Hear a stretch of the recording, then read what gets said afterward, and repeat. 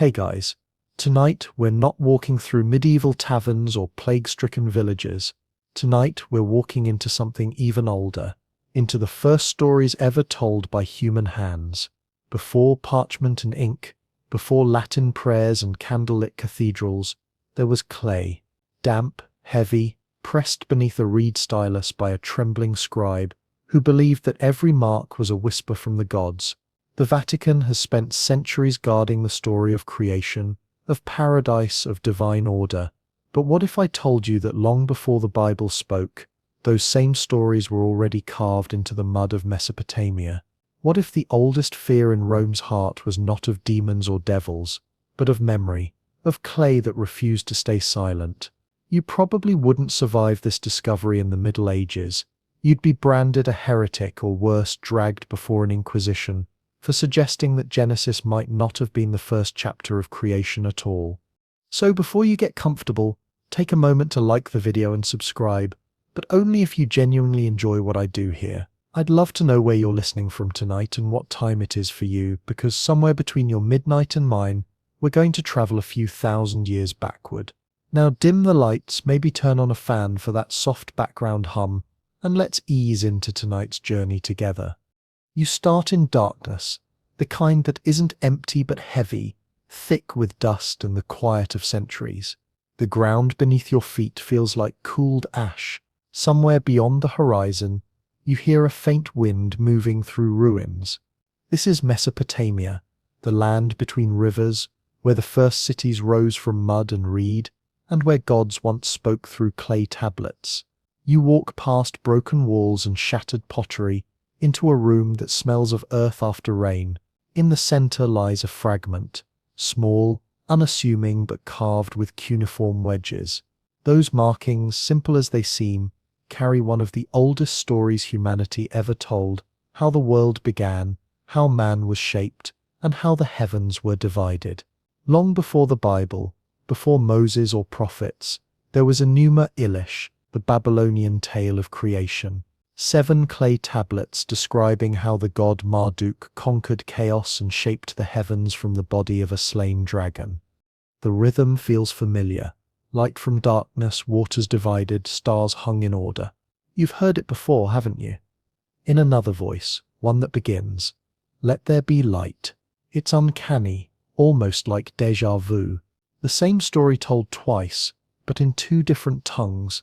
Scholars once tried to call it coincidence, but the details line up too perfectly. 7 days, 7 tablets, chaos subdued, creation completed. One told in temple hymns, the other in scripture.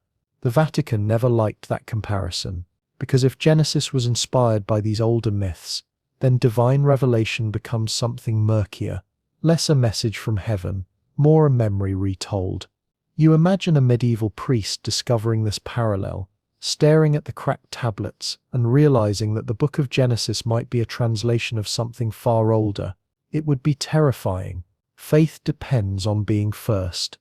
You run your fingers along the wedge marks. Each one feels deliberate, almost surgical. The scribe's hand was steady, guided by ritual precision. When he pressed the stylus into the clay, he wasn't just writing, he was summoning. To the Sumerians, words had power. They believed writing could bind spirits, command the elements, even resurrect memory. Once a story was pressed into clay and baked, it became immortal. Centuries later, those same tablets would be buried in the ruins of Nineveh, waiting for archaeologists to unearth them like time capsules of belief. When they finally were uncovered in the 19th century, the scholars who read them must have felt like they were hearing an echo that the Bible had tried to drown out. You picture the scene: Victorian archaeologists sweating under the Mesopotamian sun, brushing sand from thousands of clay fragments. Then, in the flickering lamplight of their tents, they translate the words for the first time. Man was formed from clay. The gods said, "Let us make mankind in our image." Their pens stop. That phrase, "our image," it's in Genesis 2. But here, it's not one God speaking. It's a council of many, the Anunnaki, a divine assembly who debate, argue, and decide together. You feel a shiver of realization. The plural in the Bible, "Let us make man," was never a mystery of grammar. It was a memory of this ancient council hidden in plain sight. The night deepens. You sit near the broken remains of the Royal Library of Ashurbanipal, where over 20,000 tablets once lined the walls. They called it a library, but it was more like a time machine, each tablet a doorway into a forgotten worldview. The Epic of Gilgamesh rests there, the story of a hero who sought immortality and met a man who survived the Great Flood. Noah, by another name Utnapishtim, or Utrahasis. He built a boat, gathered animals, released birds to find land. The same ark, the same water, the same exhaustion when the rains finally stopped. Two cultures centuries apart, remembering one catastrophe. The Vatican insists on divine revelation, but sometimes revelation looks a lot like recollection. You keep walking. The air grows warmer, almost humid, as if the ancient floodwaters still linger beneath the sand. In your mind you see priests in Babylon chanting hymns to Enki, the god of water and wisdom. They believe he mixed divine blood with clay to create mankind, shaping each body by hand, not from love but from necessity. The gods were tired of labor. They needed workers. Humanity was born to serve, not rule. When you turn to Genesis again, that idea has softened. Adam is formed from dust. Yes, but now with purpose, to care for a garden, not to toil for gods. The story has been rewritten, the violence edited out, same ingredients, different recipe. There's a certain poetry in that, isn't there? Humanity taking the stories of its creators and recreating them. You imagine early Hebrew scribes during their exile in Babylon, surrounded by foreign myths, listening, adapting, and quietly transforming the chaos of many gods into the calm authority of one. Marduk's violent conquest became Yahweh's peaceful command. The roar of divine war turned into the whisper, "Let there be light." It wasn't theft, it was evolution. But for the church that later claimed divine originality, this shared ancestry of ideas was dangerous. It meant that faith was built atop older foundations carved by pagans. The scent of baked clay fills the air again. You kneel beside another tablet, cracked but legible.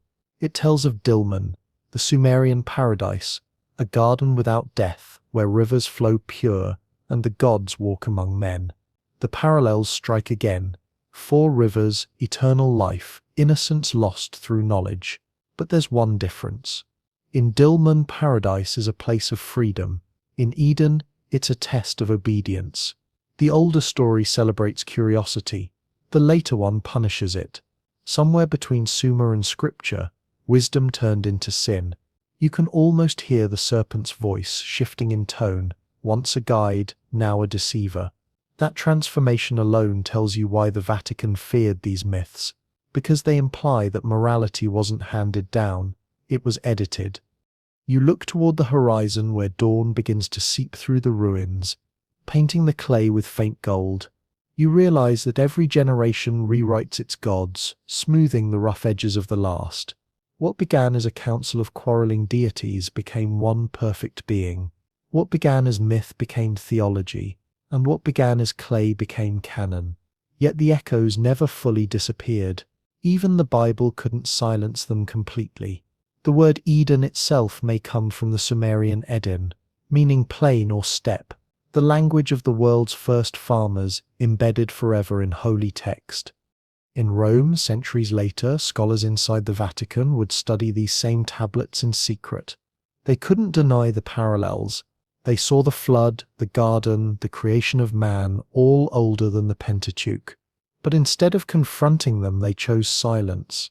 The clay remained locked away, categorized as archaeological curiosity rather than theological challenge. You can almost imagine a cardinal pacing beneath vaulted ceilings, whispering, "If people knew the Bible was not the first story, faith would crumble. But would it really? Or would it simply grow?" You pass through corridors of time, Sumer to Babylon to Jerusalem to Rome. Each step feels like crossing layers of sediment, each one preserving traces of the last. You think of how fragile stories are, and yet how impossible they are to destroy. Burn the scrolls, the clay survives. Bury the clay, the earth preserves it. Silence the scholars, and someone else will dig them up. Memory is stubborn. The Vatican's true fear was never the Anunnaki themselves, but the persistence of their echo, because memory is the one thing you cannot exercise. You pause near a broken tablet that still bears the name Anunnaki. The word itself means those who came from heaven to earth. To ancient Sumerians, they were not demons but architects, beings who designed life and fate. They were divine bureaucrats of the cosmos. Later faiths would call them angels, watchers, or even fallen ones. The transformation was gradual but deliberate. What was once sacred became suspect. By the time medieval theologians encountered these names, they could only categorize them as demons. The mind of Rome had no room for multiple gods shaping man. There could be only one creator. The rest had to be cast down. As you imagine that shift from gods to devils, from creators to corruptors, you begin to see the irony. The church that preached unity built its foundation on stories that celebrated plurality. The Bible's "in the beginning" was not a beginning at all, but an ending to centuries of retelling.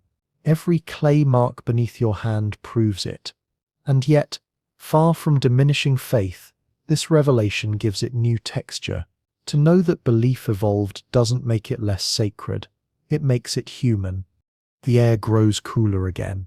You picture the inside of the Vatican library, rows of ancient manuscripts, dim lamps casting halos on marble floors. Somewhere in those locked archives lie translations of the very tablets you've touched tonight.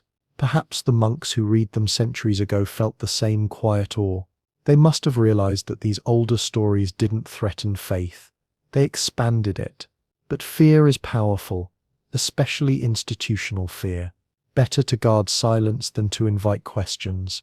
So the Anunnaki remained footnotes, the clay returned to museums, and sermons continued to speak of creation as if it had no ancestors. You stand now at the edge of this ancient landscape. The sun has fully risen, turning the sand to pale fire. The rivers that once fed civilizations have thinned into ribbons of memory. You close your eyes and imagine the hands of those first scribes, pressing truth into mud with tools no larger than reeds. They weren't trying to start religions. They were trying to remember, and perhaps that's all humanity has ever done, rewrite the same questions in new languages, hoping that one version will last. As you take your final step through the ruins, you feel the quiet weight of understanding settle over you. The Vatican didn't fear the Anunnaki because they were monsters or false gods. They feared them because their existence reminded us that our stories overlap, that revelation and recollection might be the same thing. To admit that would be to admit that truth is not owned, only inherited, and that's the most heretical idea of all.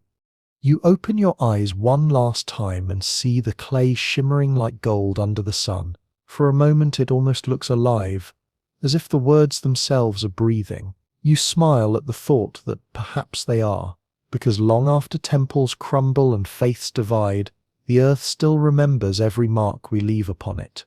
The clay never forgets. The sun has barely lifted when the whispers return, rising from the clay like heat. You walk toward the broken foundations of what once was a temple, its walls lined with inscriptions so precise they seem to hum. This is where the stories of creation were rewritten again and again, not erased, just softened, reshaped by new tongues and new fears. The priests who once stood here believed they were preserving divine order, not realizing they were weaving the same tapestry with different colored threads. And so, long before Genesis was ever copied by hand in candlelight, another scribe had already traced 7 tablets with the story of how the world began, the Enuma Elish. You imagine those 7 tablets laid out in a row, each representing a day, each one telling how chaos was subdued and light separated from darkness. On the first, the gods gather in a void of water. On the second, the champion Marduk rises against the serpent goddess Tiamat. Her body is torn apart, and from her ribs the sky and earth are made. Her eyes become rivers, her tail the Milky Way. On the third, stars are pinned to the heavens, and on the fourth, man is moulded from blood and clay. By the seventh, order is established, and the gods rest. You already know this rhythm, though you've heard it from another pulpit. The Vatican would later call this pagan myth. But the pattern of seven never vanished. It simply slipped into new hands. You picture Jewish scribes during the Babylonian exile sitting by torchlight, hearing these tales from their captors. They were strangers in a foreign empire, far from their homeland, but what they heard stirred something old inside them, a need to reclaim the story in their own voice. They borrowed the structure but replaced the actors.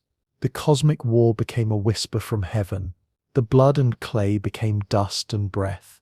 The serpent goddess became formless waters awaiting command.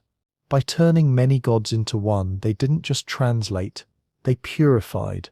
Violence became peace, chaos became will, and Marduk's roar became God's word, let there be light. As you walk, the floor crunches under shards of fired clay. The fragments glint faintly in the morning light, like pieces of a shattered mirror still reflecting something larger. You think of how fragile these stories are, yet how indestructible. The Babylonians believed that to write a myth was to anchor the world. If no one recorded the story, the universe might unravel. In that sense, the Vatican inherited more from Babylon than it ever admitted. Both believed in preservation as salvation. Both feared forgetting more than doubt. The deeper you go into the ruins, the clearer the parallels become. The Enuma Elish speaks of a world born from the dismembered body of chaos. Genesis speaks of a world born from calm command. Two versions of the same melody, one sung with drums, the other with silence.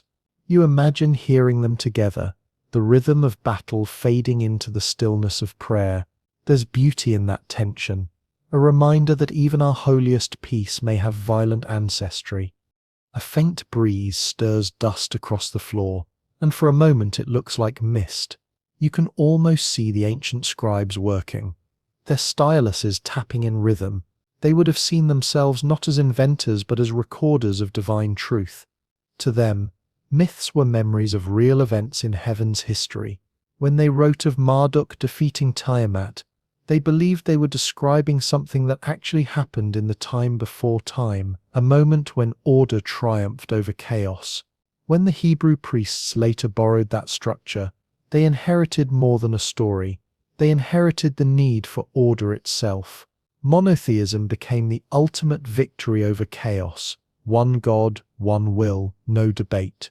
It was theological architecture built on Mesopotamian blueprints. You stop before a broken wall where the faint outline of a winged figure is still visible. The figure's hands hold a stylus and a measuring cord. A scribe god, perhaps Nabu, patron of writing and wisdom. In the old hymns he was praised as the keeper of the tablet of destinies, the one who recorded every decree of heaven. Without him, even the gods were powerless, for unrecorded law did not exist. You realize that even here, thousands of years before Rome, humanity had already imagined a divine bureaucracy, a cosmic system where reality itself required paperwork. Later religions would give that bureaucracy a throne, call it heaven, and appoint a single ruler. But the foundation was laid here, in clay and ink, long before it was carved in marble. You close your eyes and listen. The silence feels alive, thick with unsaid words. Perhaps this is why the Vatican feared these ruins. Not because they contradicted faith, but because they revealed it to be part of a longer conversation. The Bible was never the first word. It was the latest edition of an ongoing manuscript written by countless hands, and the clay still holds the footnotes. The air grows hotter, shimmering around you like the inside of a kiln. You imagine the moment those tablets were fired, their surfaces turning from damp brown to hard ochre. The scribes must have watched with pride, knowing their words would outlast them. In a way, they were right. Thousands of years later, you're standing here reading their marks, still hearing their stories. That's immortality of a kind the gods might envy.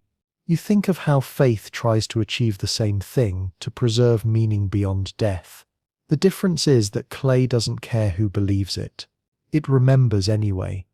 You find another inscription, half buried in sand. The translation comes easily now. The gods decreed. The heavens were set, and mankind was fashioned to bear the yoke. That line could have come from Genesis 2, if you changed only the tone. Instead of burden, duty. Instead of servitude, stewardship. The same idea dressed in softer language.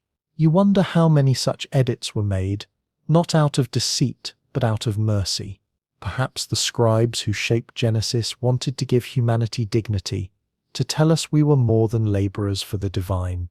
That in itself is an act of compassion, maybe even rebellion. The day burns on. The ruins blur in the heat.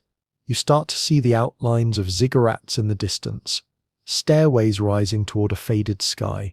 Each step once represented a boundary between the mortal and the divine.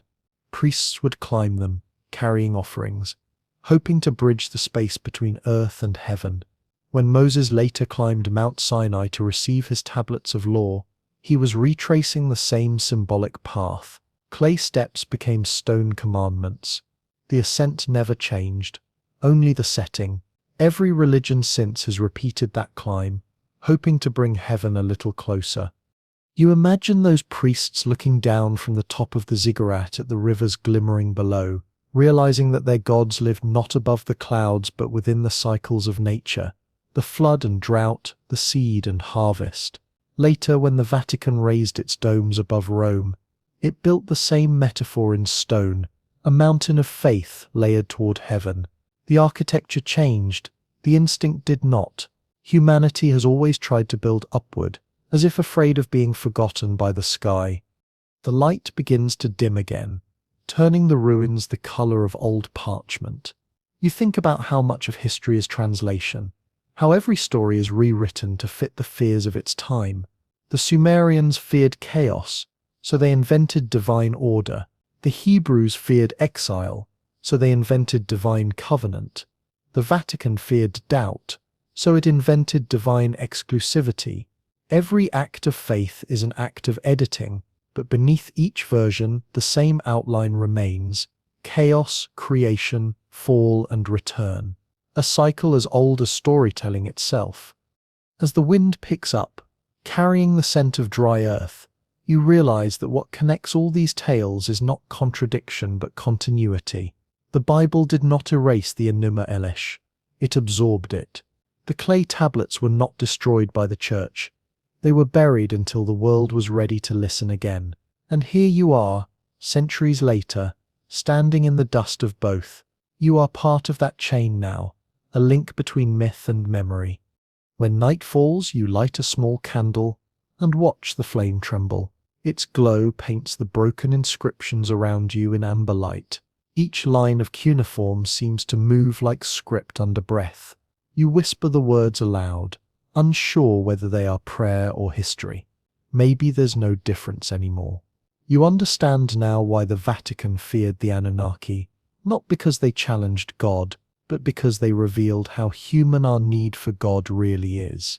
Every story from clay to scroll is proof that humanity cannot bear silence.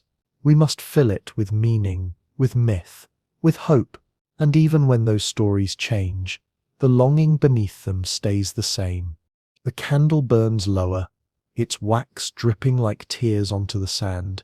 You watch it fade, feeling the night press close. The ruins seem to breathe with you.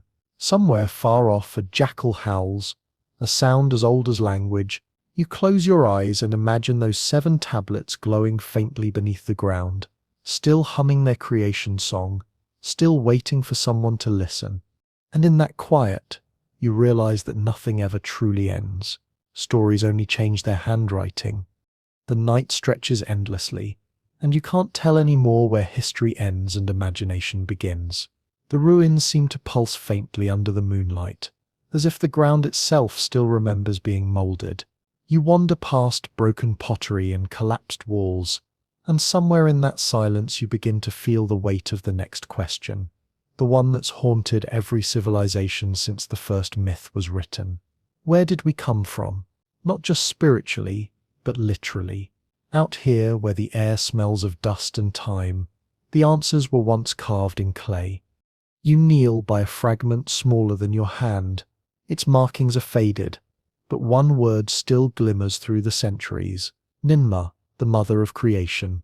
The Sumerians told that she shaped humans from clay mixed with the blood of the gods, kneading it like bread until the first figures took form. Some were too weak, some too strong, some unable to speak or walk. Creation to them wasn't perfection. It was trial and error, and each failed figure was not discarded, but remembered. Their flaws were holy. You think of how different that sounds from the smooth, confident verses of Genesis, where everything is good from the start. The Sumerian world was raw and experimental. The Hebrew one, composed and deliberate, yet both point to the same image, a divine hand working in the dirt. You trace your fingers through the sand, feeling the grit stick to your skin, and for a fleeting moment you understand the symbolism. To be made from earth is to belong to it. The ancients didn't need science to know that what dies returns to soil. Dust to dust wasn't poetry. It was biology disguised as faith. When the Hebrew scribe later wrote that God formed Adam from the dust of the ground, he was echoing that same primordial image, refining it into a gentler version. The worker of clay became a divine craftsman. The raw labor of gods became a breath of life. You can almost see the transformation happening in slow motion, the myth being translated from hands to words, from mud to metaphor. You imagine the first moment Adam breathes, not in a garden but in a mudflat beside the Tigris. The air is heavy, warm, buzzing with insects. He sits up, blinking at the sunlight reflecting off shallow water. There is no voice from heaven yet, no commandment, only the quiet realization that he exists. The Sumerian stories called these first humans the Lulu, the mixed ones. Part divine, part clay. They were made to serve, not to rule, to carry baskets and dig canals. Yet even in their servitude, there was something sacred. The gods needed them, depended on them, which meant humanity had power in its fragility. Genesis softened that, made service into purpose. To till and to keep the garden, a poetic rephrasing of the same duty, to tend the world. You rise and start walking again, the moon following you like an old companion. The night air carries whispers of water and far-off drums. Somewhere nearby, ancient canals once flowed, veins of civilization connecting city to city. Along those banks, people told stories by firelight about how they came to be. They said Ninmah and Enki argued over their creations. When one figure was born blind, another lame, the gods debated whether they should be allowed to live. Enki, the god of wisdom, declared that every imperfection had a purpose, that one who could not walk would learn to see further, and one who could not see would hear the voice of the gods more clearly. It's strange how compassionate that sounds for a world so old. Long before theology, there was empathy. You stop to rest near a broken statue, its face eroded but its hand still cupped as if holding something invisible, maybe a gift or maybe life itself. In the faint moonlight, the gesture seems almost human. It makes you wonder how different these early gods really were from us. They had tempers, regrets, affections. They made mistakes. When the Hebrew scribes took these divine figures and distilled them into one perfect being, something changed. God stopped erring. Creation became flawless by definition, but perfection, you realize, leaves no room for compassion. A God who never fails can never forgive. Perhaps that's what was lost when the counsel of many became the voice of one.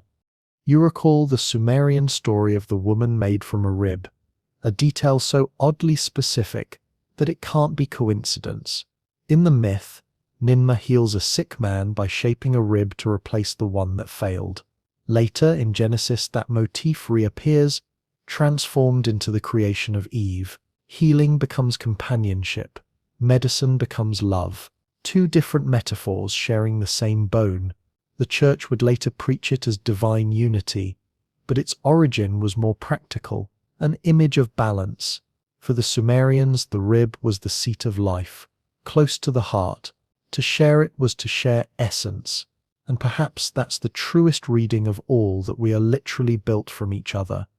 You can feel the air cooling, the desert beginning to sigh as the night deepens. A faint scent of ash and myrrh lingers, the ghost of ancient offerings.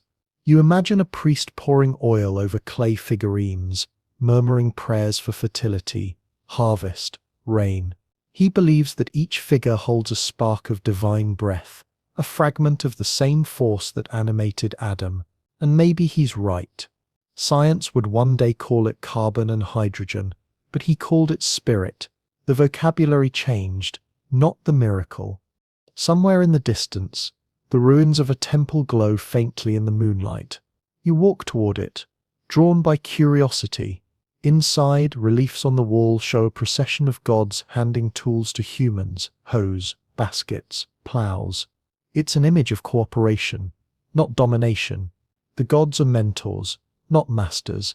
It's only later, when theology hardens into hierarchy, that the relationship becomes obedience.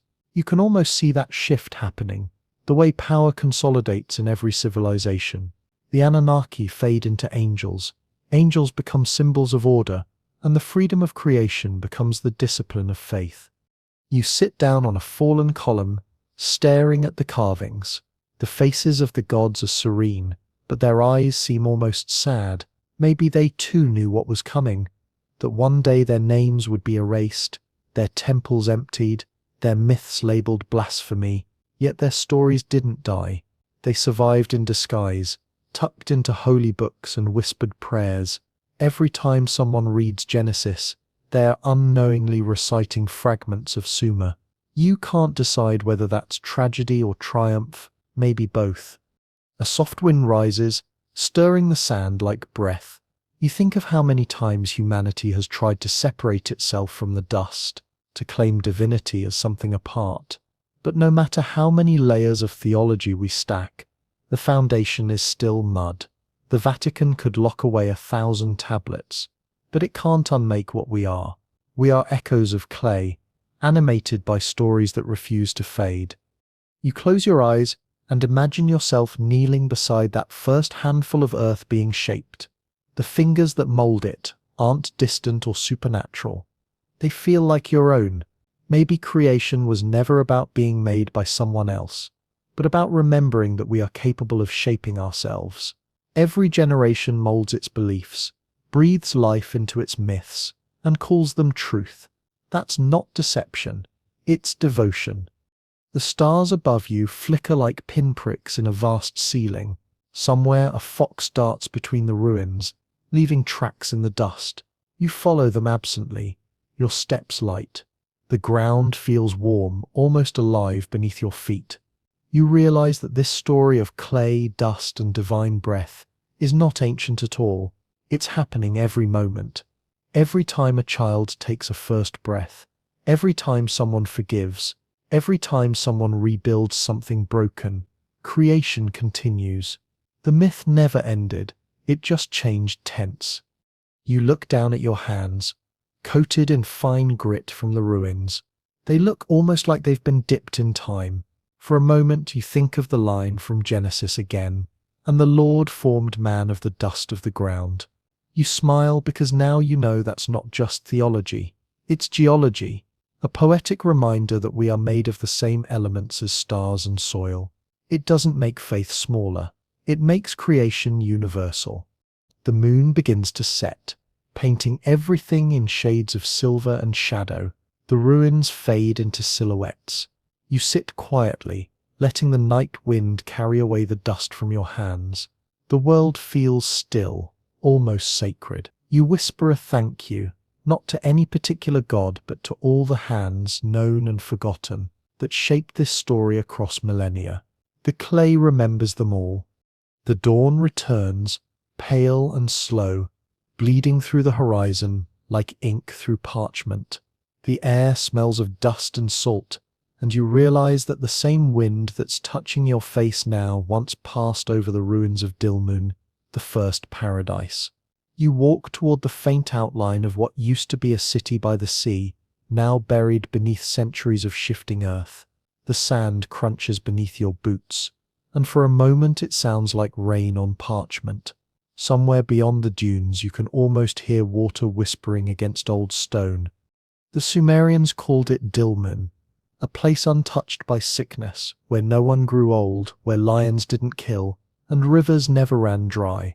They imagined it not as a heaven above, but as a paradise on earth, a sacred geography, where everything was balanced. It was the home of the god Enki and the goddess Ninhursag, a world of abundance before toil began. You close your eyes and picture it. Reeds swaying in warm breeze, fruit hanging heavy on branches, light so soft it feels like the world is perpetually dawn. There are no commandments here, no sin, no shame. Paradise is not a test, it's a state of harmony. Then you remember Eden, the Garden of Genesis, the version you grew up hearing about. 4 rivers again, trees heavy with fruit again, man and woman again. The echoes are too precise to ignore, but this time there is a rule. You may eat of every tree except one, a commandment introduced where once there was freedom. Dilmun celebrated life. Eden cautioned against it. Somewhere between the clay tablets and the scrolls, paradise transformed from gift to obedience. The Vatican would later call that transformation divine order. The Sumerians might have called it a misunderstanding. You walk through the imagined garden, the sound of water following your steps. In the myths of Dilmun, Enki fills the land with rivers that flow from his palace beneath the earth. Each stream brings life wherever it touches. In Genesis, the same 4 rivers, Tigris, Euphrates, Gihon, Pishon, flow through Eden. It's not coincidence. The Hebrew scribes who wrote Genesis knew these names, knew these lands. They weren't inventing geography. They were reinterpreting memory. They took a Sumerian dream and gave it new theology. It's a strange kind of faith, one that builds heaven out of history. You imagine a Babylonian scholar explaining this to a captured Hebrew priest during the exile. We all come from the same river, he might say, smiling as he unrolls a clay tablet covered in wedge marks. The gods walked here once. The priest listens but says nothing. That night he copies the words into his own script. Careful, reverent, afraid. He changes the names, simplifies the pantheon into one god, softens the language.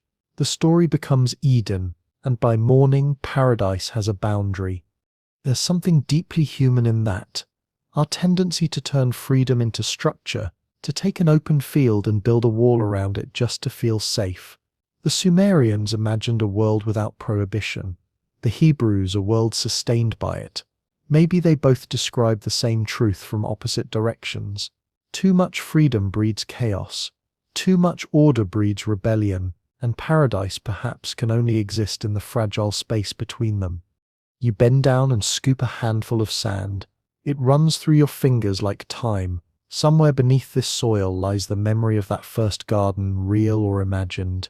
Archaeologists have argued for centuries about whether Dilmun existed. Some say Bahrain, others Kuwait, others the Persian Gulf itself. But its location matters less than what it represents.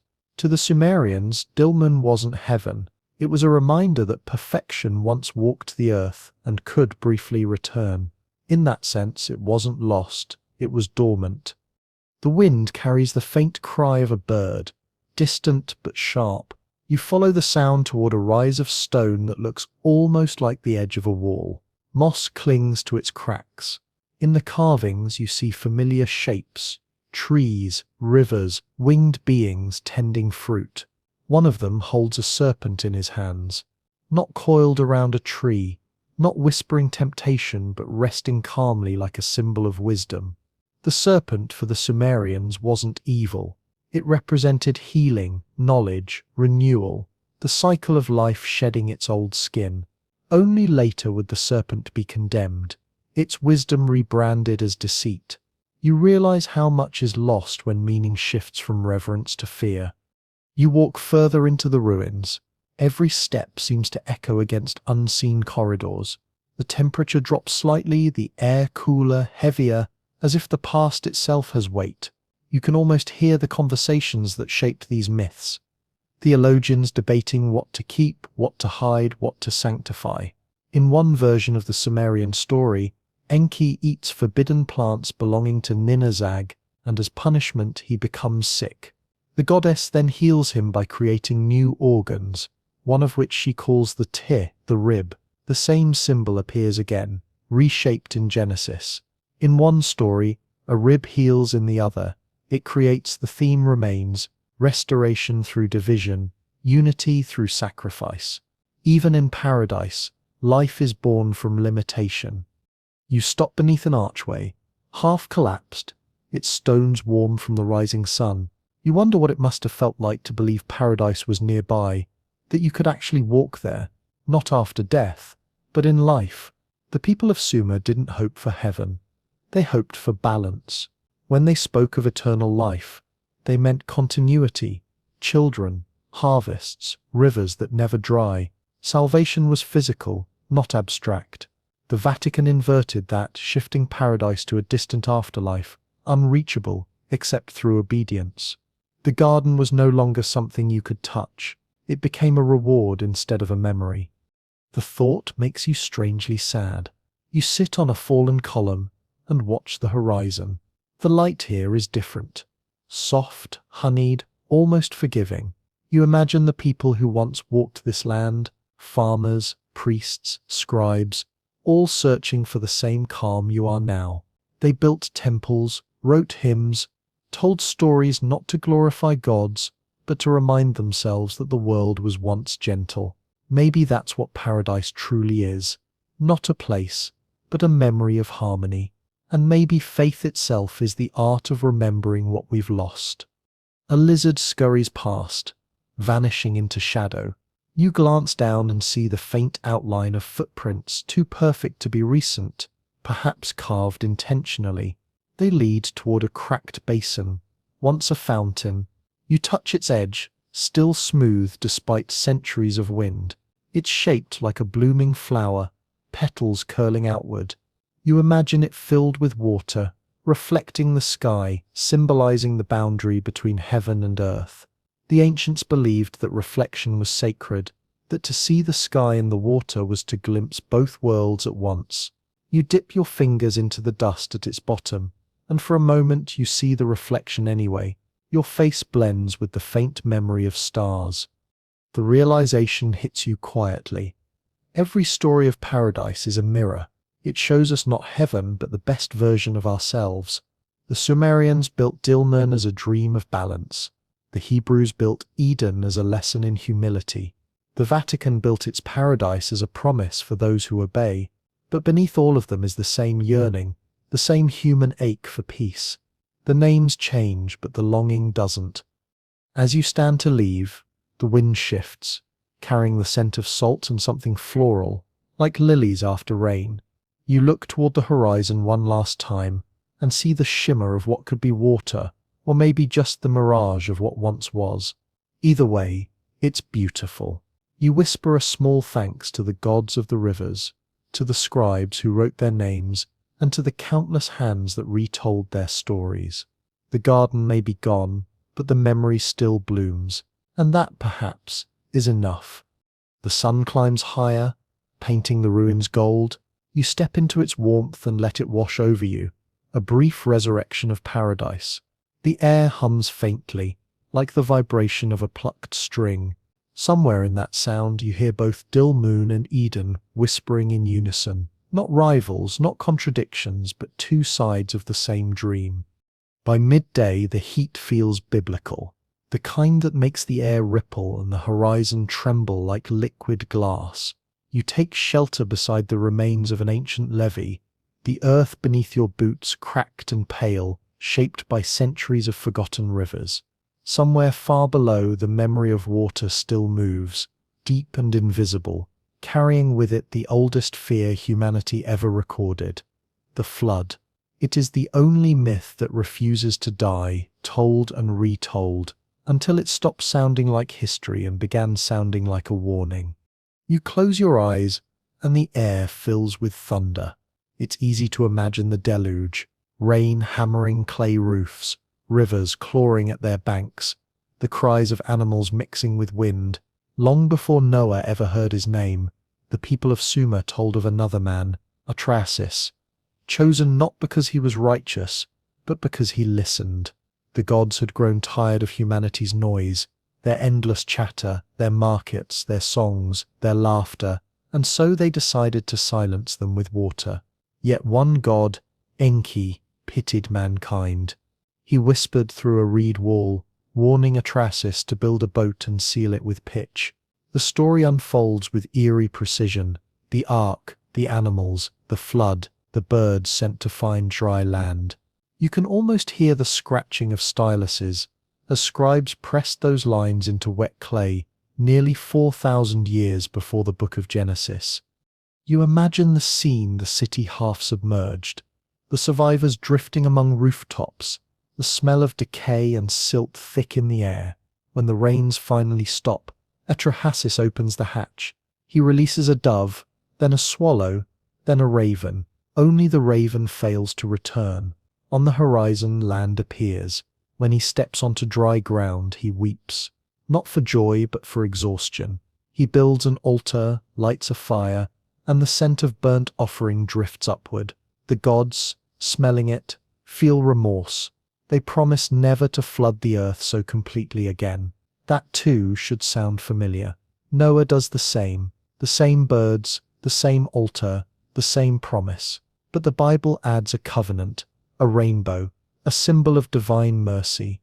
The Sumerians had smoke, the Hebrews had light. One ascended from earth, the other descended from heaven. You find yourself wondering why this story persists across so many cultures: Sumer, Babylon, Israel, Greece, India, China. Maybe there really was a flood, a catastrophe so immense it branded itself into human memory. Or maybe the flood is something deeper, a metaphor for the fragility of order, the way civilization always teeters at the edge of chaos. Every empire eventually meets its waters. Every generation rebuilds from the mud, swearing it will never happen again until it does. You rise and walk along the ancient embankment, your footsteps crunching over what might once have been a shoreline. The wind whistles through the cracks like breath through a flute. In the distance, the broken outline of a ziggurat pierces the horizon, its steps half buried in sand. You imagine priests standing atop it as the floodwaters rose, chanting to indifferent skies. There's something hauntingly modern about that image. Humans pleading for mercy from forces they can't control. Whether those forces are gods, weather, or history doesn't really matter. The prayer is the same. The legend of Gilgamesh tells of another survivor, Utnapishtim, who lived through the same deluge. He too built an ark, sealed it with pitch, gathered his family and the seed of every creature. When the flood receded, he was granted immortality not as reward but as witness. The gods wanted someone to remember. In the Bible, Noah receives a similar role, though his immortality is moral, not physical. His survival becomes lesson, not legend. You realize both stories serve the same purpose: to remind humanity that life endures through obedience or wisdom depending on who's telling the story. But beneath both is the same truth. Survival is never guaranteed. It is earned through preparation, or luck, or grace, whichever word comforts you most. You stop near a cluster of stones that might have once been part of a temple foundation. Embedded in one, you see faint carvings of waves, birds, and a boat with a curved prow. The detail is astonishing, like a photograph in stone. It's strange to think that even then, thousands of years before the Bible, people already felt the need to record disaster, to carve grief into permanence. The Vatican would later hang crucifixes and paint martyrdoms on cathedral ceilings, but the impulse is the same: to make meaning out of loss. Humans have always turned suffering into story. The sun slips behind a passing cloud, and for a moment the ruins cool. You picture the flood not as punishment, but as memory itself, something that comes to wash away what's grown stagnant. The Sumerian gods didn't destroy mankind because of sin, but because of noise. The world had become too loud, too chaotic.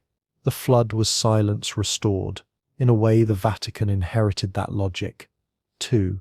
Every heresy, every forbidden text, every suppressed idea washed away to keep order intact. Yet, just like the floodwaters, the silence never lasts forever. The mud always dries, the survivors rebuild, and the forgotten voices resurface. You imagine what it must have been like for a medieval monk in the Vatican archives to unroll a translation of the Epic of Gilgamesh for the first time, to read the words and feel his faith tremble, to see that the flood of Noah was not the first flood at all, but the last in a chain of retellings. He might have stared at the page in awe and horror, realizing that even divine revelation has a genealogy. Perhaps he prayed for forgiveness, perhaps he quietly made another copy, changing the names to protect belief. Silence has always been easier than confrontation. The air smells faintly of rain now, though the sky remains cloudless. Maybe it's your imagination, or maybe memory itself has a scent. You remember the way the clay tablets described the aftermath of the deluge, the gods gathered like flies over the sacrifice. It's such a brutally human image, divinity drawn to the scent of burnt flesh, ashamed yet hungry. The Hebrews cleaned it up, turned it into a covenant sealed by light, but the rawness of the original lingers, and you find it strangely honest. The gods of Sumer were flawed, emotional, fickle, but at least they were relatable. A god who regrets, who eats, who makes mistakes. There's comfort in that imperfection. The Vatican preferred its divinity flawless, remote, untouchable. But perfection, you think, has never been the language of survival. You look toward the horizon again, and the heat haze almost looks like water. It ripples, beckons, and you imagine a sea stretching endlessly, reflecting the sky so perfectly that no boundary exists between the two. The flood, in a sense, was unity, the return of heaven and earth to one endless mirror. Maybe that's what paradise looks like when everything collapses, no separation, no hierarchy, just silence and reflection. And when the waters recede, creation begins anew, shaped by the memory of loss. You crouch beside the levee and scoop up a handful of dry soil. It crumbles easily, leaving streaks on your palm. Once this was the bottom of an ocean. Once the world ended here. Now it's dust again, waiting for the next story to cover it. You can't help but smile at the irony. The same clay that preserved humanity's first myths was born from the same flood that nearly erased them. Destruction creates memory. Memory creates story. Story creates meaning. It's a cycle so precise it might as well be divine. You rise and begin walking back toward the ziggurat, its shadow long and jagged across the sand. In your mind, the floodwaters rise again, but this time they don't bring fear. They bring renewal. You think of Atrasis building his boat, hammering wood with trembling hands, not knowing if it will float. You think of Noah doing the same, guided by faith rather than whispers. Two men separated by centuries, united by the same desperate hope that something of them will survive. And here you are, centuries later, remembering them both. Their hope was not misplaced. The wind picks up again, carrying the scent of salt and earth. The sound it makes against the ruins almost resembles waves. You pause to listen, letting the rhythm fill the space between heartbeats. For a moment, you can almost hear the gods arguing again, the council deciding whether mankind deserves another chance. You imagine Enki leaning forward, whispering, "Let them rebuild. They will forget, but they will remember again." The others nod reluctantly, and then the waters withdraw, leaving behind mud, life, and you. You smile softly. The flood, it seems, never truly ended. It lives on in every story retold, in every secret the Vatican hides, in every question that refuses to stay buried. Humanity's noise continues, defiant and alive. And maybe, just maybe, that's the point. The air is still wet from the imagined flood when you find yourself among the ruins of what was once a temple complex.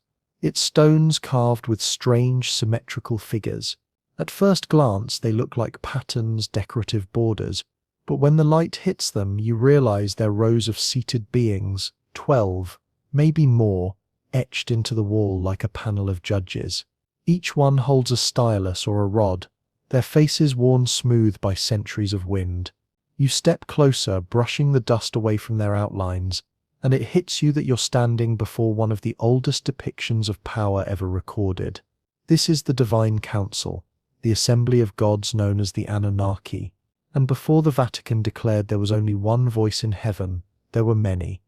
You imagine the room as it once was, filled with incense and chanting, the air heavy with heat and awe. In that age, divinity wasn't singular. The heavens were an empire, not a monarchy. Each god ruled over a domain: wind, harvest, water, birth, and their decisions were made by debate, not decree. The Anunnaki didn't act as one, they argued, negotiated, compromised. Creation to them was politics. You find that oddly comforting. The universe in its infancy was collaborative. Chaos was conquered, not by obedience but by conversation.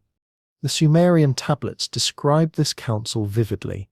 The gods sitting in semicircle, discussing the fate of humankind. It was they who decided to create life, to flood the world, to spare a few survivors, and later to gift knowledge and law. Each decision was recorded on the tablets of destiny, clay slabs said to contain the written will of the cosmos. Whoever held them controlled order itself. And if that phrase sounds familiar, it should, because millennia later, Moses would descend from Sinai holding his own tablets, carved not in clay but stone, inscribed not by many voices but one. The symmetry is impossible to ignore. You tilt your head, tracing the ancient carvings with your fingertips. The gods' hands are raised, their eyes wide, their mouths open mid-speech. There's energy in their silence, as if the conversation never truly ended. The Bible, after all, leaves traces of it. Let us make man in our image. Genesis 1:26 says, plural, not singular.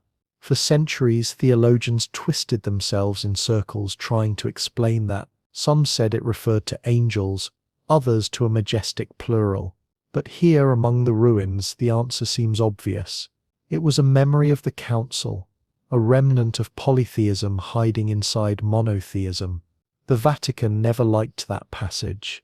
It's too noisy, too crowded for comfort. You can almost hear those voices now, a chorus of divinity speaking in unison and discord, shaping existence like artisans at a shared bench. It's strange to think that creation was once a meeting, not a miracle. Each god contributing something: the waters, the winds, the stars, the clay that became man. The idea that one being could do it all alone would have seemed absurd to the ancients. Power, after all, was never solitary. Even kings had courts, advisors, rivals. The divine world was no different.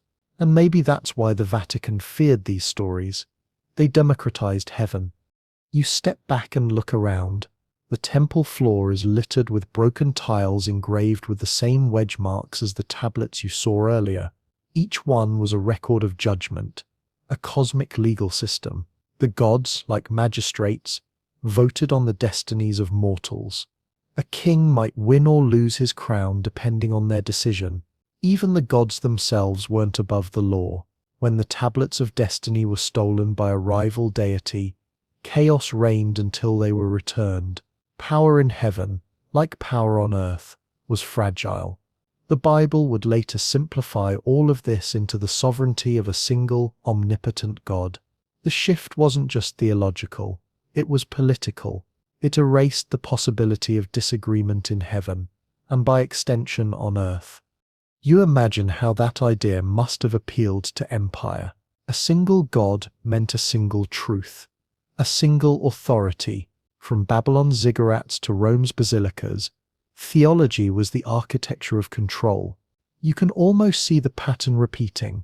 First the council of gods, then the church councils of bishops, each claiming to speak for the divine. The difference was scale, not spirit, but where the Anunnaki debated, the Vatican decreed.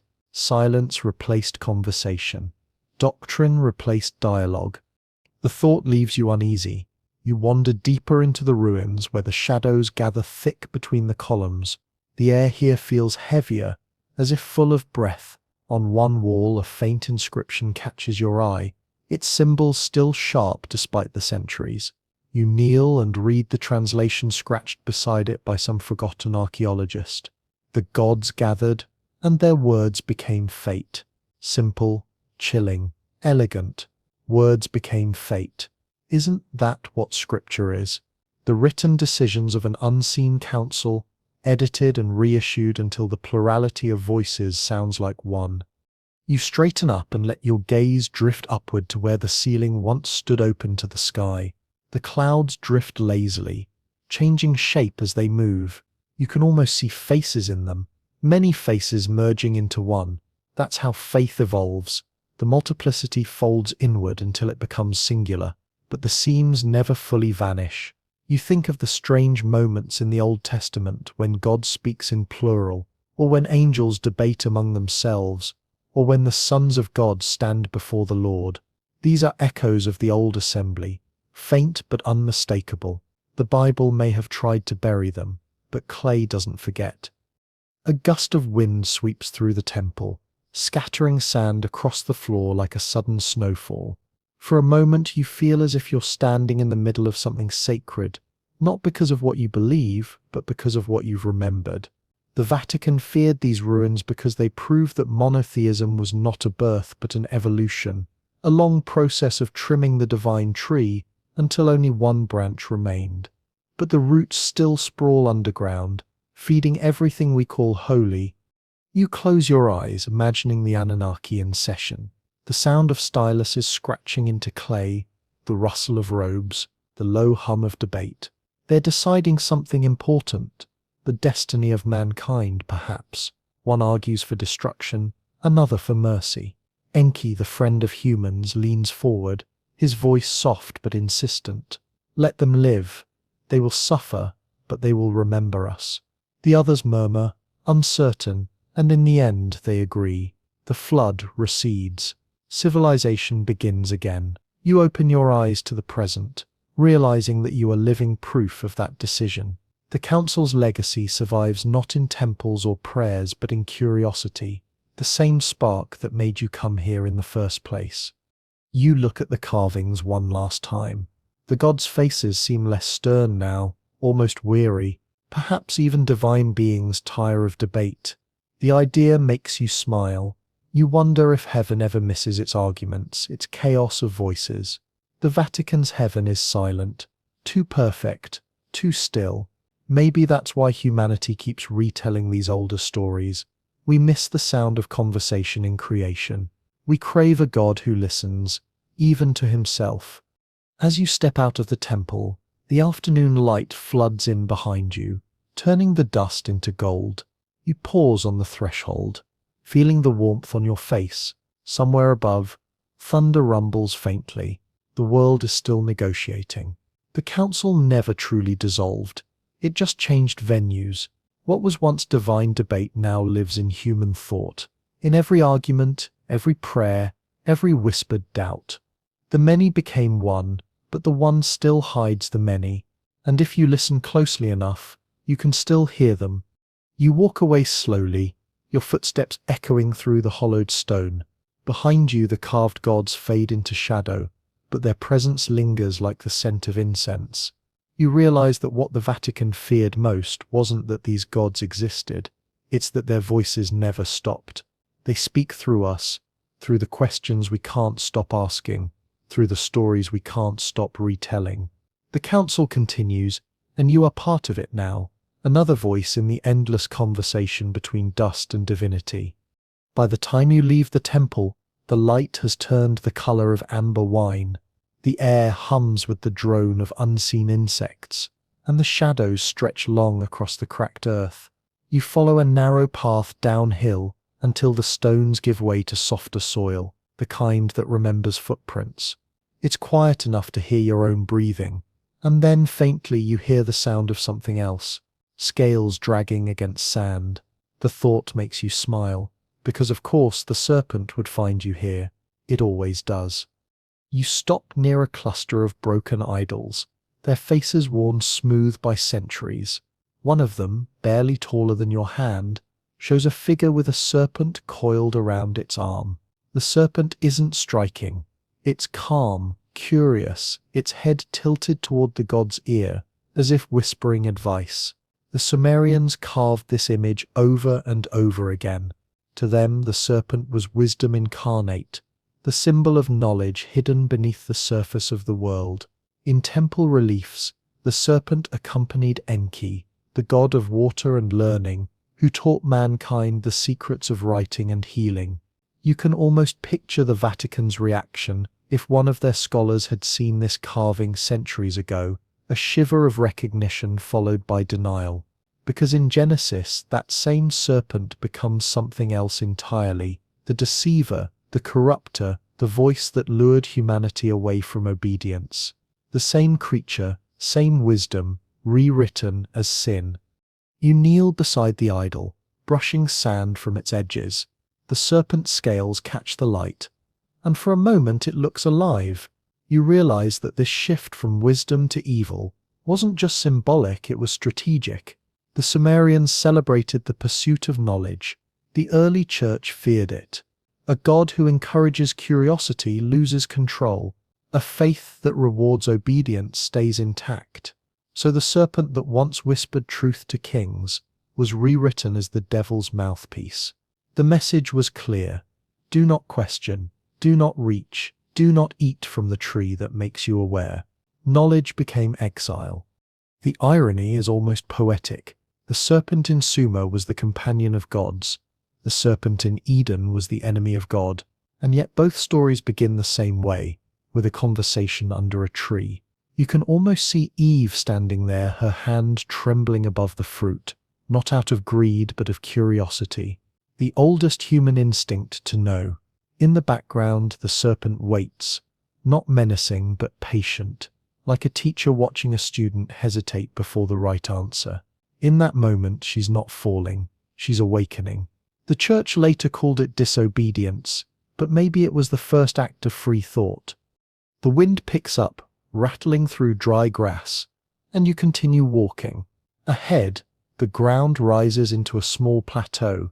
On its surface, half buried in the dust, lie carvings of beings with human faces and bodies that end in serpent tails.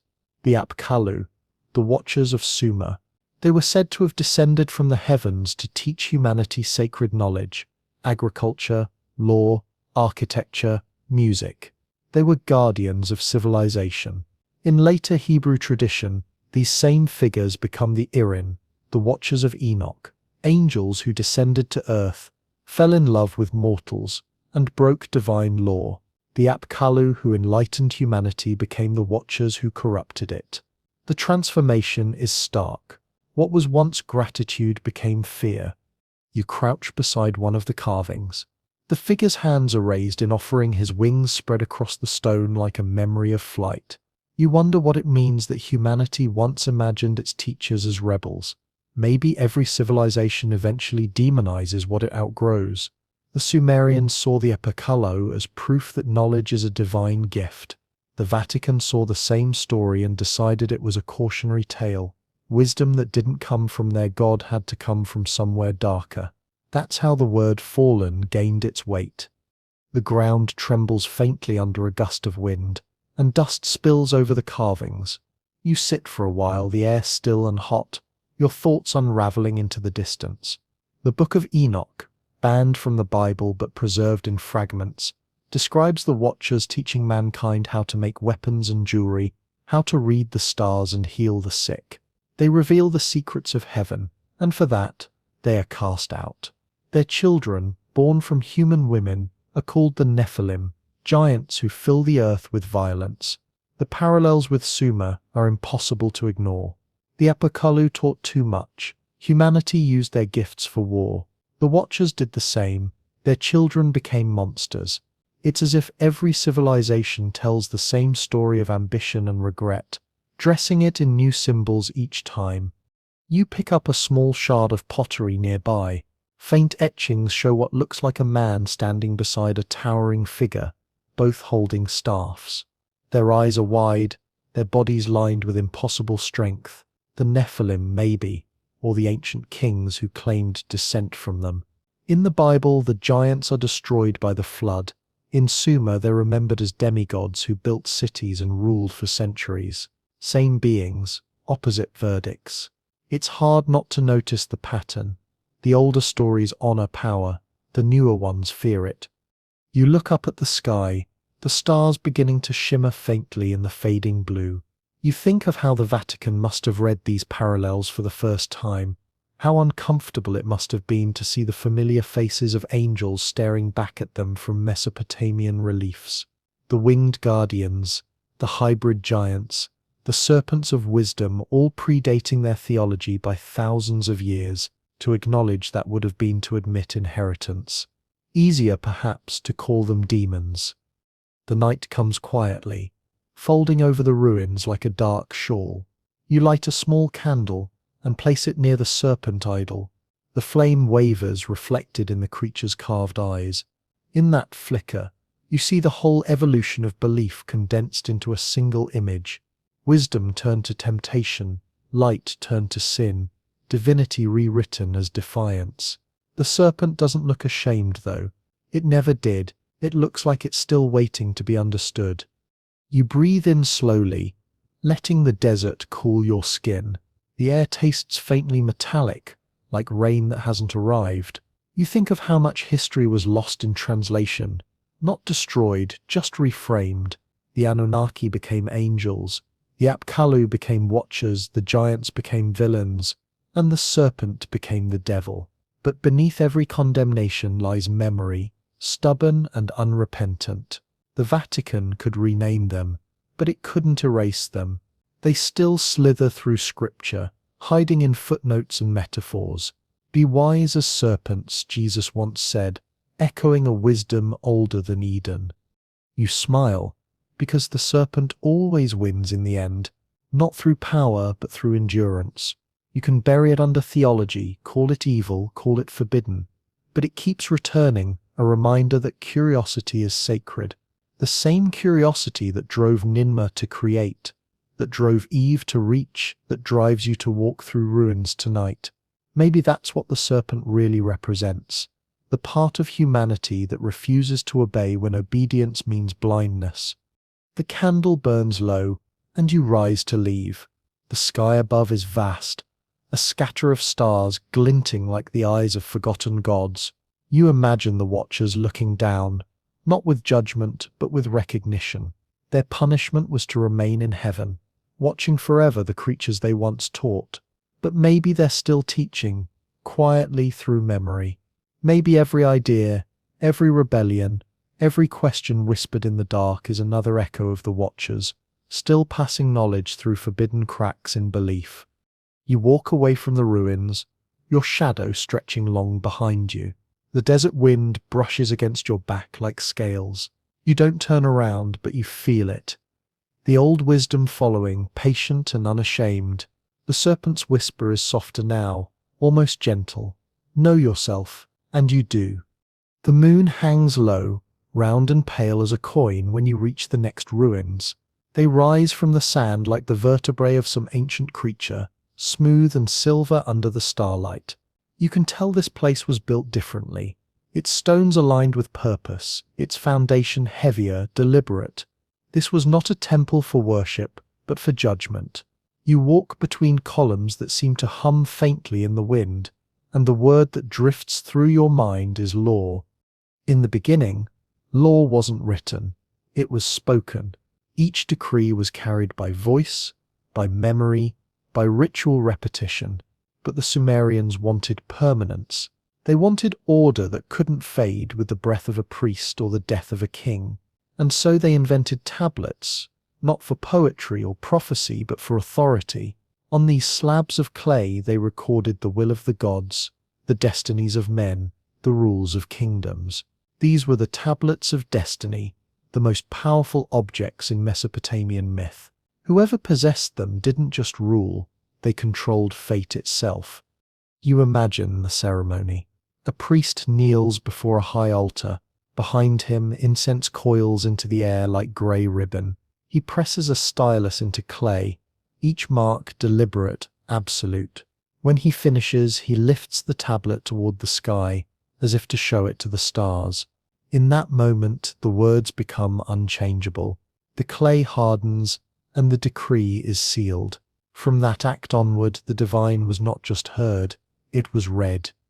You run your fingers along the cracked walls of the ruin, and they feel almost warm. Embedded in one block is a fragment of text, wedge marks barely visible in the faint light. The translation comes easily.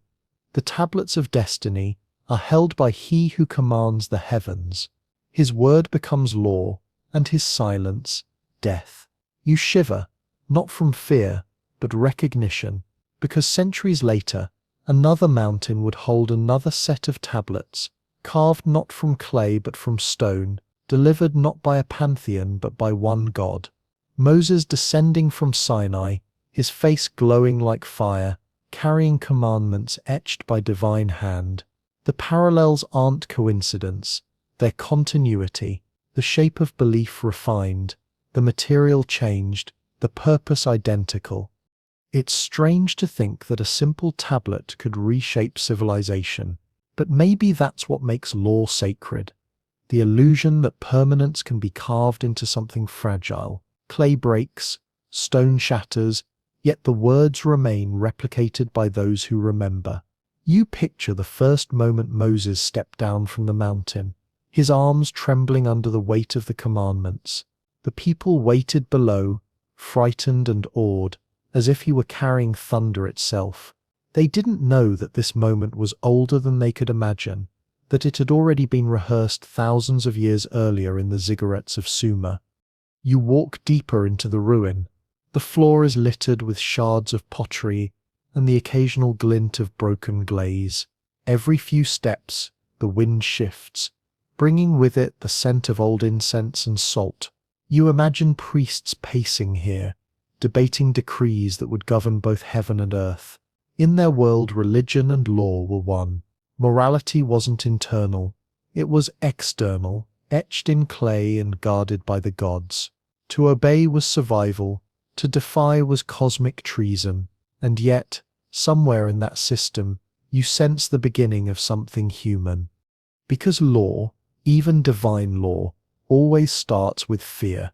Fear of chaos, fear of disobedience, fear that the universe will unravel if rules aren't written down.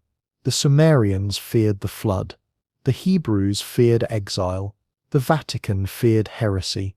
Every version of sacred law carries the same heartbeat, control born from terror. The tablets of destiny and the 10 Commandments are two sides of the same coin, attempts to tame infinity. You stop before a stone pedestal half buried in sand. Its top is cracked, but you can still see faint impressions where a pair of objects once rested. Tablets, maybe, or idols. You kneel and brush the sand aside. The groove pattern is precise, almost mathematical. Whoever built this believed in symmetry, balance. Law, to them, wasn't punishment. It was alignment. Everything in its place. The gods above, the people below, the river between. The Vatican inherited that geometry too. Cathedrals built to mirror heaven, altars centered like cosmic pivot points. Different materials, same design. You remember how the myths described it. When the tablets of destiny were stolen from the god Enlil by his rival Anzu, chaos engulfed the world. The winds stopped, the seasons failed, kings lost their thrones. Only when the tablets were recovered could order return. It's a haunting metaphor, isn't it? The idea that civilization itself depends on who controls the narrative. And you think of how the Vatican, thousands of years later, guarded its own tablets, not clay, but doctrine, not destiny, but dogma, the same impulse to protect the words that keep the universe from unraveling. The wind shifts again, and you hear a low, distant hum like chanting, but older, heavier. It might just be the sound of air passing through hollow stones, but it feels ritualistic. You close your eyes, and for a moment you're inside the memory of this place. Priests stand in rows, their robes brushing the floor. In the center, a figure holds the tablets high. He's reading the decrees aloud, and every line begins the same way. By the word of heaven, it is so. The crowd bows their heads. The air feels charged like a storm waiting to break. It's easy to see how power could grow from such moments, the way awe can slide so easily into authority. When you open your eyes, the ruin is silent again. The stars above seem sharper now, the air cooler. You walk out into the open sand, your boots leaving shallow impressions. You think of how the Sumerian gods entrusted their laws to priests, how the Hebrews received theirs through a prophet, and how the Vatican now claims to interpret both. The chain of command stretches across millennia, each link forged in fear of losing control. Yet the more you study it, the more fragile it seems. Words carved in stone can break, words burned in fire can vanish. But ideas, those survive even when forbidden. You stop and glance back at the temple. The ruins look almost serene in the moonlight, like an open book turned to its final page. You realize that sacred law was never meant to be eternal. It was meant to be rewritten, each civilization translating the same rules into its own language. Do not kill. Do not steal. Do not forget. Do not question. The order shifts, but the melody remains. You reach into your pocket and pull out a small, flat piece of stone you picked up earlier. It's warm from your touch. You imagine carving something into it. A single word, something simple enough to survive time. You hesitate, then trace a single line across it, the start of a letter that could mean anything. Life, truth, silence. Maybe that's enough.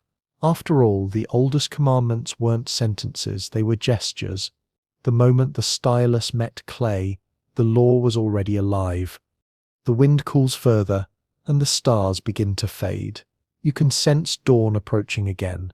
You turn your face toward the horizon and think about how strange it is that law and faith have always shared the same handwriting. The Vatican's decrees, the Hebrew commandments, the Sumerian tablets, all claiming to preserve order, all terrified of what happens when order cracks. But maybe the cracks are necessary. Maybe they let in the air, the light, the questions. You exhale, slow and steady. The sand glitters faintly under the first trace of morning. Behind you, the ruins stand silent but unbroken. The laws they once protected are gone, but the instinct that created them remains. Humanity's need to carve meaning into matter, to hold the infinite in our hands even for a moment. Clay or stone, heaven or earth, it's all the same gesture, a reaching upward that somehow becomes a reaching inward. And as you start walking again, leaving the ruins behind, you can't help but think that maybe the gods themselves were never the authors. Maybe they were just the readers, watching as we wrote the story of our own order, one fragile line at a time. The desert is gone by morning, replaced by marble. The sand becomes stone, the horizon collapses into walls, and the soft hum of wind transforms into a low, echoing quiet, the kind that only exists in sanctuaries built to keep secrets. You are standing now inside the Vatican. The air is cool and dry, perfumed faintly with candle wax and age. The floors gleam like polished bone. Sunlight filters through narrow windows, bending into gold ribbons that never quite reach the ground. It feels like a tomb designed for memory, a place where knowledge is buried, not lost. You walk past rows of frescoed corridors, each one quieter than the last. Statues line the walls, angels with calm faces, saints clutching books against their chests, popes frozen mid-blessing. It all feels rehearsed, symmetrical, deliberate. The silence here is not absence, it's authority. And somewhere beneath this stillness, beneath miles of marble and prayer, lies the secret heart of the Vatican, the archives, a labyrinth of locked rooms, sealed doors, and guarded vaults where millions of documents sleep, some older than the church itself. You descend a staircase that spirals like a snail shell. The light fades with every step until only the soft glow of a single lamp follows you. The temperature drops. You reach a door of iron and oak, marked with a Latin inscription, Veritas in silentio, truth in silence. You smile because, of course, it would say that. Inside, rows of shelves stretch endlessly, their contents hidden behind glass and shadow. Here are letters from emperors, forbidden gospels, lost treatises, the minutes of secret councils, and somewhere among them, somewhere that no index will ever show, are the translations of the Sumerian tablets. You imagine the moment they arrived. The 19th century, perhaps, when archaeologists first unearthed the ruins of Nineveh and sent their discoveries to Europe. Crates filled with clay fragments, wrapped in cloth, shipped to scholars and priests. Some went to museums, others disappeared. The Vatican took what it needed to protect the story of creation from contamination.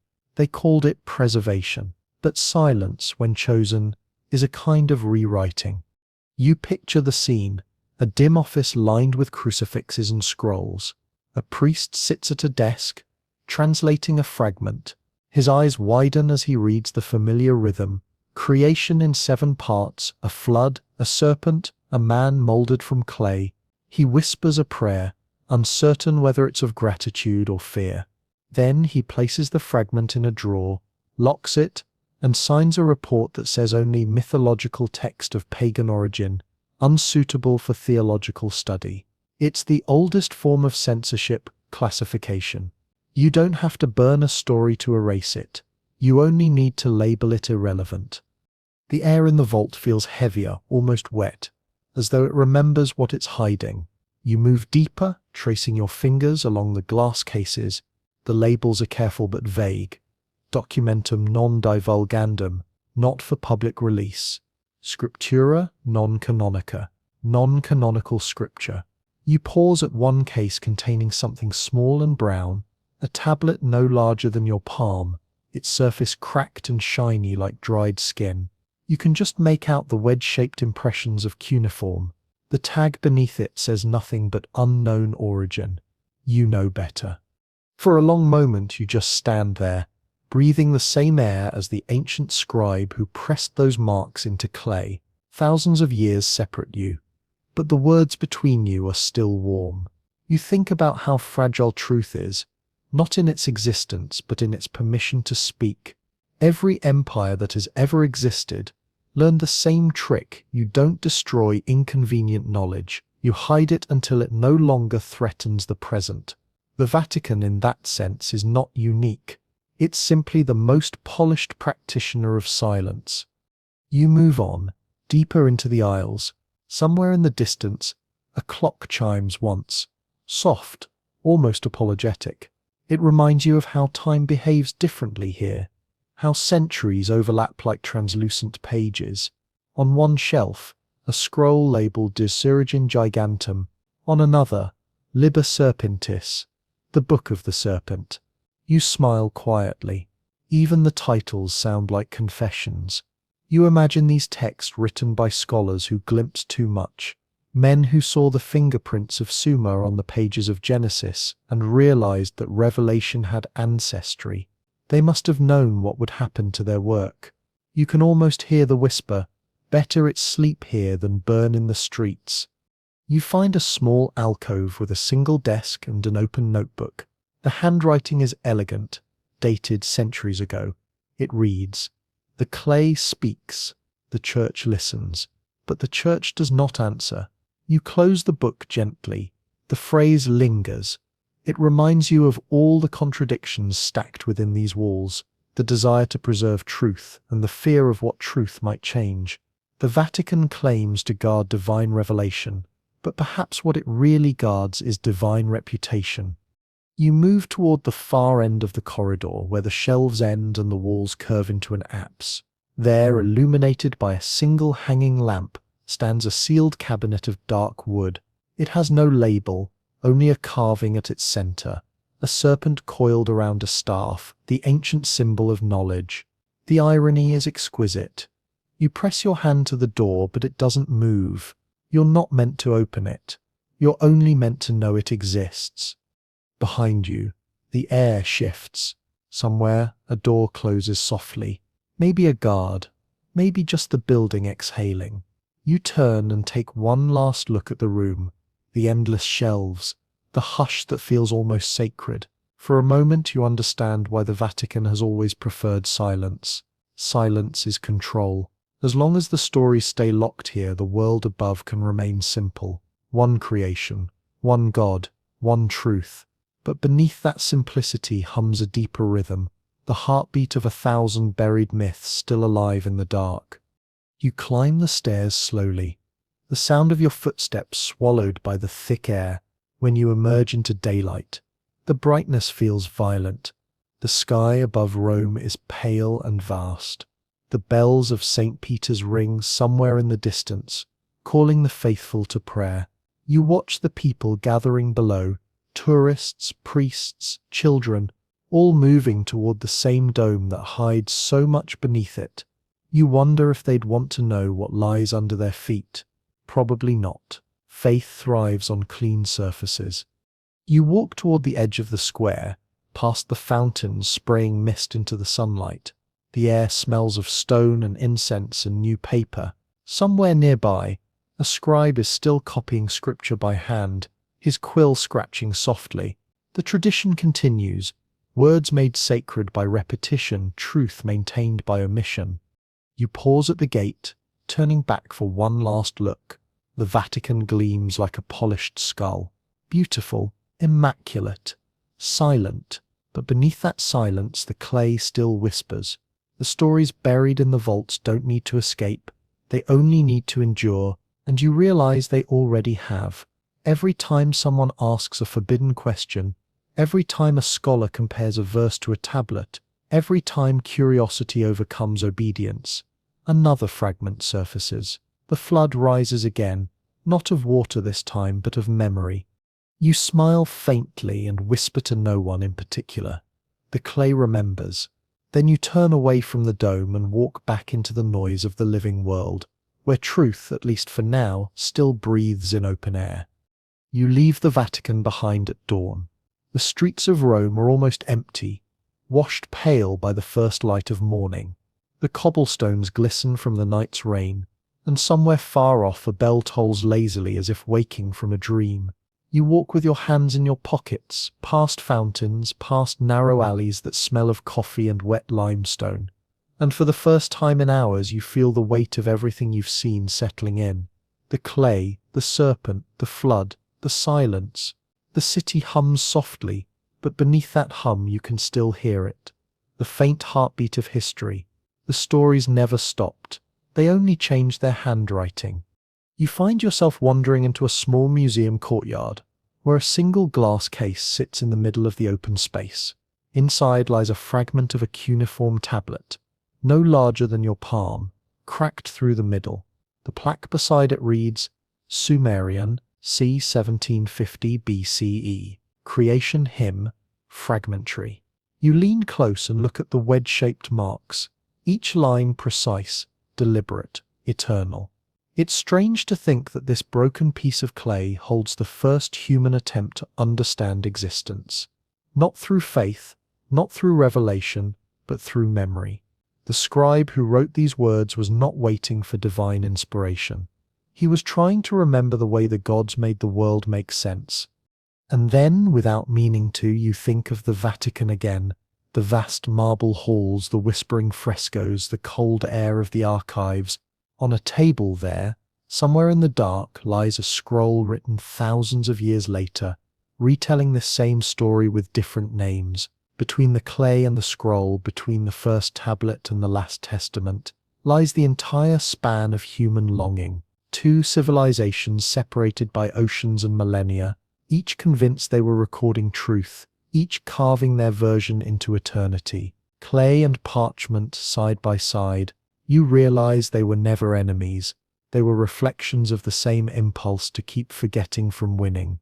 The rain begins again, soft and steady, tapping against the glass. You imagine the drops as tiny styluses pressing new marks into time. You think of all the scribes, Sumerian, Hebrew, Roman, Christian, each bent over their work, each believing the story they wrote would outlast the body that wrote it. In a way they were right. The bodies are gone, but the words remain, still breathing.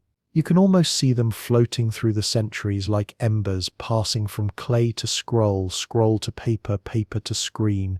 Every age changes the script, but the meaning underneath never dies. You move through the courtyard and sit beneath an olive tree. The branches drip slowly, their leaves trembling in the wind. The air smells like wet dust and rain, like the first morning after creation.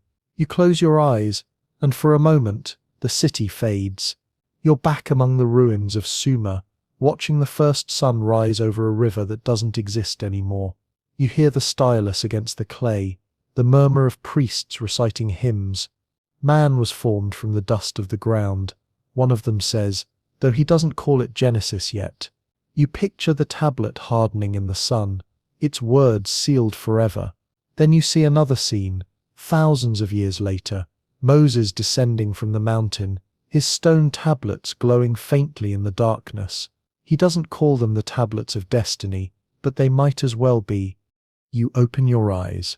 The two images overlap, the scribe and the prophet, the clay and the stone, both reaching toward the same unknowable truth. And suddenly, you understand something that feels both small and infinite. History isn't a competition of gods. It's a conversation of memories. Every religion, every myth, every whisper in the dark is humanity trying to remember what it once knew but can't quite name. The Vatican never feared the Anunnaki because they were monsters or false gods.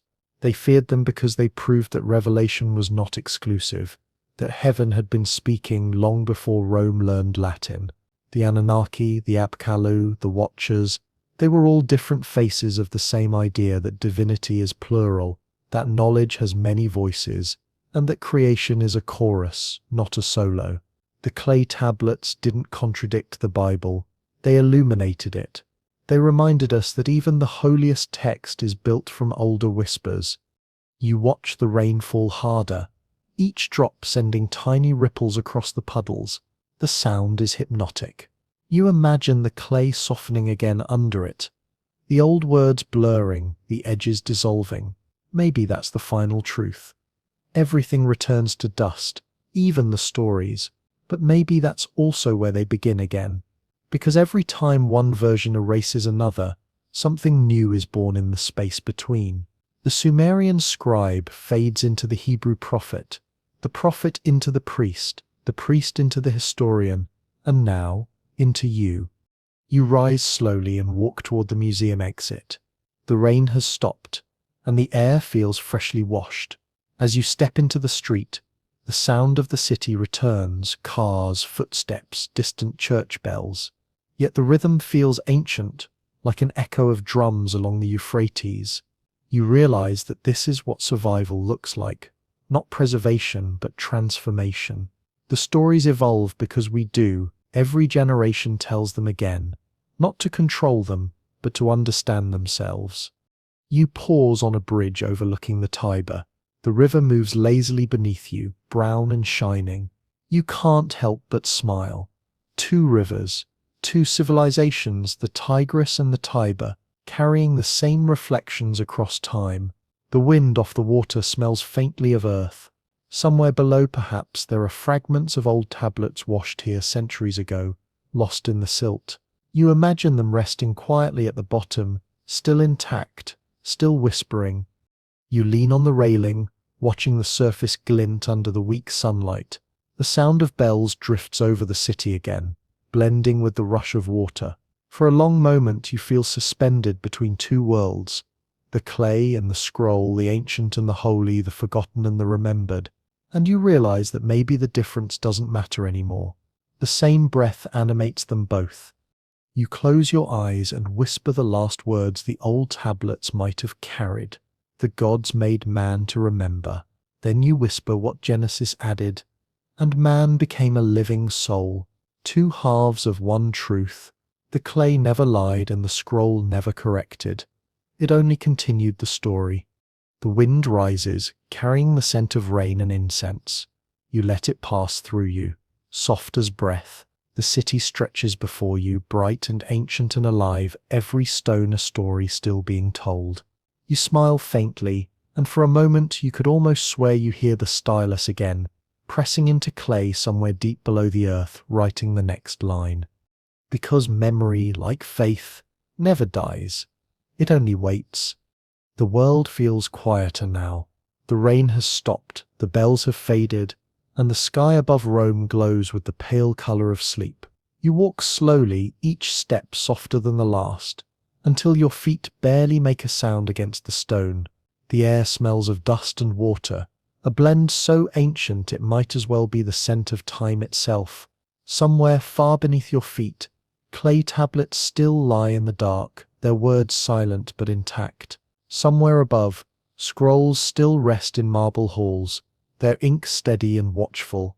Between them, the world dreams on. You stop and look up. The clouds have thinned, revealing a single bright star trembling above the dome of St. Peter's Sim. It flickers like the ember of an old lamp, one that refuses to go out. You breathe in deeply and let the air fill your lungs, heavy with history and peace. The stories have all been told, but somehow they still feel unfinished, as if the night itself is waiting for the next whisper. You exhale slowly. The sound of the city dissolves, replaced by the steady rhythm of your own heartbeat. You can almost hear it echoing through the centuries, pulsing in time with every scribe who ever pressed a stylus into clay, with every priest who ever lifted a scroll to the light. The same rhythm, the same hope, that their words might outlive them. You smile and close your eyes. The noise fades, the world softens, and you drift into that quiet space between stories, where truth and myth meet and fall asleep together. The last thing you hear is the whisper of clay cooling in the dark and then nothing, like a candle going out.